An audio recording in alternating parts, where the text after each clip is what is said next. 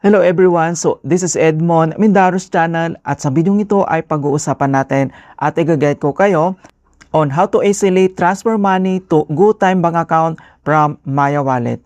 Gusto mo bang mag-cash in or mag-top up sa iyong GoTyme bank account gamit lang yung ating Maya Wallet? Yes, pwede yan. Kaya kung hindi mo kabisado kung paano yan gawin, then stay tuned ka lang at start na natin.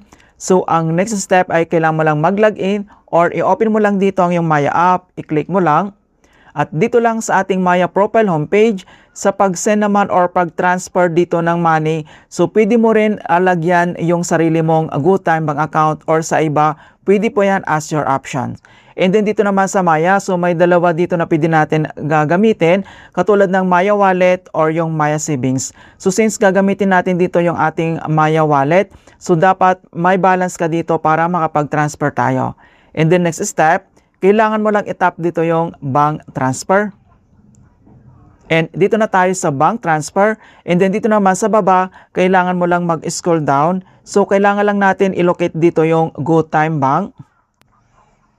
At once na-locate na natin dito yung GoTyme bank, and then iselect mo lang. And dito na tayo sa GoTyme bank, and then enter yung amount, i-click mo lang dito sa box, enter mo lang dito kung magkano yung amount na ita-transfer mo.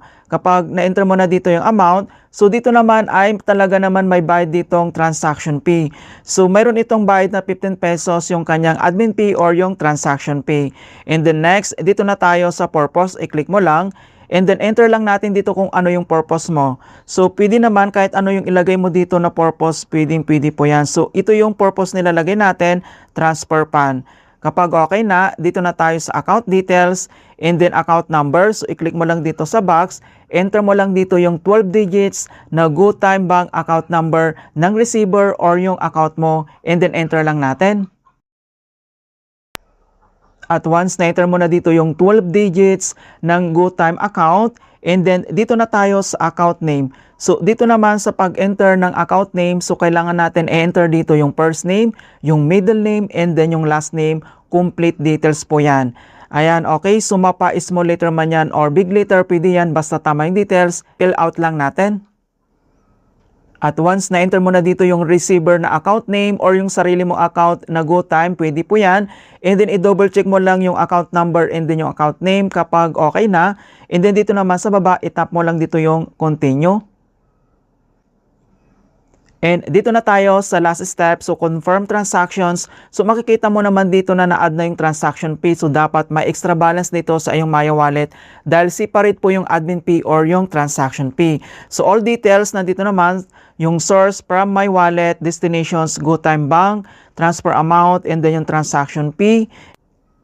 And dito naman sa baba, kailangan mong basahin mabuti itong notifications na make sure this transaction is safe. So if this receiver somewhat you know and trust, once you send Maya, no longer refund your money. Always check if the recipient account details and amount are entered correctly before continuing. So dito, once nagkamali tayo dito, wala po itong refund. So make sure na tama yung details na nilalagay natin dito. Kapag okay na, and then itap mo lang dito yung transfer now. And kailangan lang tayo mag-enter dito yung OTP na sinend lang dito sa ating Maya mobile register number, and enter lang natin. At once na-enter mo na dito yung 6 OTP, and then itap mo lang dito yung verify. Ayan, so makikita mo naman dito na you're almost there. And then pwede mo naman i-view dito yung receipt, itap mo lang dito yung view receipt. Ayan, so makikita mo naman dito na on processing na siya, and kailangan lang hintayin natin ito or i-double check natin.